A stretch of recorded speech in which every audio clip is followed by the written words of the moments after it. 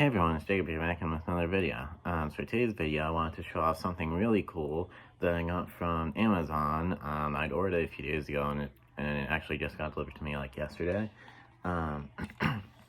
It's basically, this is a really cool little like handheld retro game console. And this actually has a little over 15,000 games from like quite a few different consoles. I've seen these sort of like retro handheld game consoles like online on YouTube and stuff like that. And I think that I've always thought they looked really cool, and I'd wanted to get one for myself for a while, and I finally got one. So yeah, so I'll go ahead and turn it on and like show you how it works and stuff. But first, I'll show you the actual console itself. So of course you have the buttons, you have the speaker in the middle, so where sound comes from. And there's like a D-pad there. We have like the A, B, X, and Y buttons there, and then select and start buttons, and then sorry about my dog bark in the background. Anyways, we have the select and start buttons, and then an FN button. I'm not entirely sure what that button is, and then two joysticks at the bottom, left and right joystick. And then if you look on the back here, you have a thing here that says game console, and I think this is like a big battery compartment thing, but you don't have to like put any batteries in it or anything. You just charge it with a cord. There's like a charging cord thing that you put in the bottom there. Then there's 4 buttons on the back as well. There's L1, L2, R1, and R2, as you can see right there. And yeah, so it's basically all the buttons and the actual console stuff. And obviously, as you can see, I got the transparent purple color. So yeah, I'll go ahead and turn it on here. I have to hold down the power button for a few seconds. You can't just like, you can't just like simply click it. You have to hold down for a few seconds. So it says, as you can see, it's the R36S. And it runs a program called ArcOS. You can see right there. See, and it says emulation station, and it loads up all the consoles. So as you saw, this is the R36S, or R36S, R36S, whatever you want to call it. But yeah, I decided to go for the R36S because I thought it seemed like a pretty good option out of all the retro handheld game consoles that are out there. And yeah, the listing of the R36S console that I bought on Amazon that I ordered was like $55, which isn't too bad. But yeah, so here's a list of all the consoles. This is again, sorry for my dog barking downstairs. Anyways, try to ignore my dog's barking if they bark again. But yeah, we have all games, which as you can see in the corner there, it says 15,083 games. You can see in the corner right there. So yeah, pretty cool. And there's like a favorite section with, I guess, like kind of like the best games, and like you can add like your favorite games to that section. And then we have Capcom's 1, 2, and 3 right there. Capcom Play Systems, and then MAME, which I think is like an arcade emulator kind of thing. And then PC Engine, Family Computer, Super Famicom, Nintendo, just like Nintendo in general. I should probably say how many games each console has. So all games, obviously, like I said, there's 16,083 games in total, and then the favorite section is 48 games.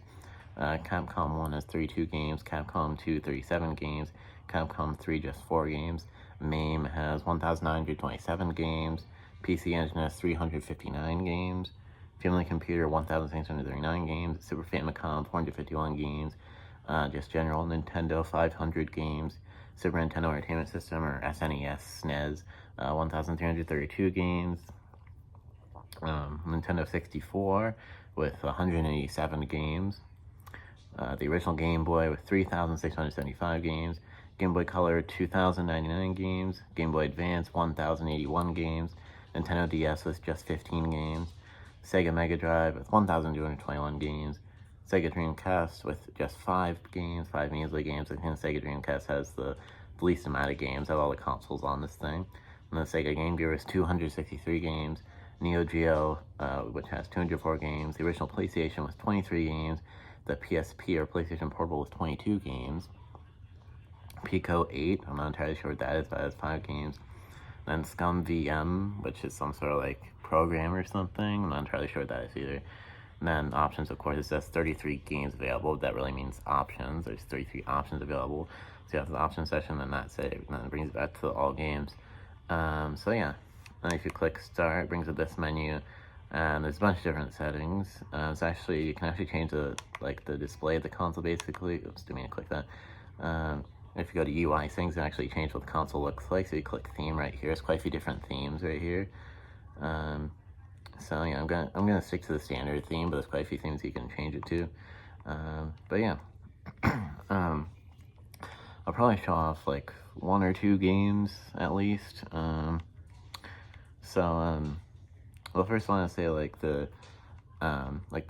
DS section I probably won't be utilizing that much, because 1, there's only 15 DS games, and 2, it's kind of weird to play a DS game which has 2 screens on like a console only has 1 screen, which is kind of weird. And I still have an actual DS actually, so. But yeah, I probably won't be utilizing that DS section very much at all, to be honest, because like it's kind of weird to play a game from a console that requires 2 screens on a console that only has 1 screen. But yeah, anyways, I've played a few games so far in this thing. It runs pretty well for the most part. What runs the worst on this console that I've seen is probably the PSP section, PlayStation Portable. I've tried one PSP game, which is Grand Theft Auto Vice City Stories. That game is on here in the PSP section, and from what I played, that game seemed to lag quite a bit, and it seemed to be kind of choppy. So yeah, from what I've seen, the PSP games don't seem to run too well. But besides that, like I've tried out one PlayStation game, one of the Crash Bandicoot games that are on here. That game seemed to run pretty well. I've tried out like a couple Game Boy Advance games. Game Boy Advance games run really well. I've tried one DS game, Lego Harry Potter Years 1 through 4. That game ran pretty well. I've tried a Game Boy Color game. Game Boy Color games work really well as well. I haven't tried any of the original Game Boy games. I believe I've tried a Nintendo 64 game. Maybe not. I'm not entirely sure. But yeah, and then I think that's pretty much all I've tried out so far. But I'll probably show a couple games that I know work for sure. So, for example, if we go into the Game Boy Advance section here, this is what the list of games looks like for each list of games. You click on each console, this is what the list of games looks like. So just scroll here. So I'm gonna scroll down to a game that I know works. It has a bunch of games. It goes E, F, G. It's in alphabetical order. Actually, let me turn this down a bit, actually, so that's kind of loud. Let's see. I guess I see the volume bar there on the side, but that should be fine. Yeah, it's better. So we're gonna go down to S here. N-O-P-Q-R-S. Here we are. Yes, right here. The Game Boy Advance game is based off of the ScoobyDoo live-action movie from 2002. I played that game a little bit, yesterday when I first got this. It's a nostalgic game. I didn't really have it when I was younger, but it just feels nostalgic because Scooby-Doo is just nostalgic in general. Yeah, the game's booting up here. As you can see, it boots up pretty fast. So yeah, just loads up. And a lot of people have called this console a Game Boy on steroids. I've heard a lot of people refer to this console as a Game Boy on steroids, which I think is a pretty good description for it, to be honest. But yeah, here it is. Turned up a few notches there. But yeah, this is a Scooby-Doo Game Boy Advance game based off the live-action Scooby-Doo movie. It says press start, so you click there. And then, obviously, I started a game on here, so you can go to load game. And then, as you can see, it says my name, Jacob. That's the game I had. That's the save data that I had. And yeah, as you can see, it starts right up. And I'm walking around as Scooby. Scooby-Dooby-Doo. So yeah, you kind of get to explore Spooky Island Resort from the Scooby-Doo movie in this game. So, yeah, pretty cool. And you can kind of talk to people. So, for example, there's a person right here that says talk to hotel guests. If I click there, it says this hotel guest says I'd rather be baiting sharks. Random. Sometimes some people say random things in video games, but anyways, it's this little exclamation mark info things, save on interaction button, blah blah blah. Tells you how to play the game. Yeah, that's it.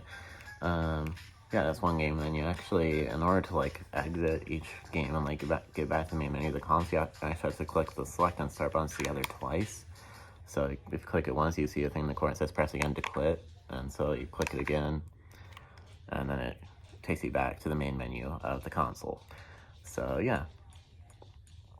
So that was just one game this console can play, but I could probably spend like hours on this thing just playing all these games on here. But yeah, I'm thinking I might show off like maybe one more game on here.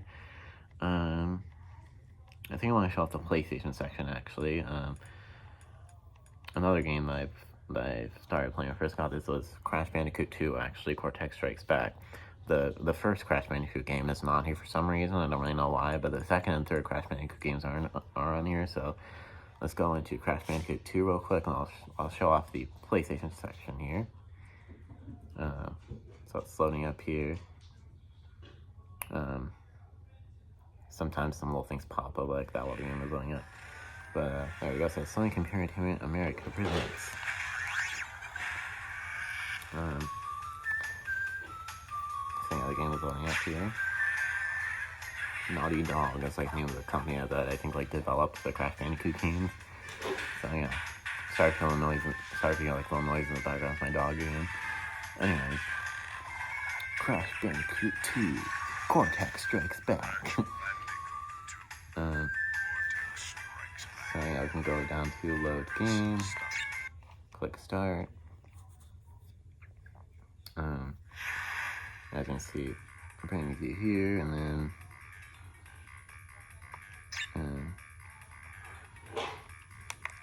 there we go.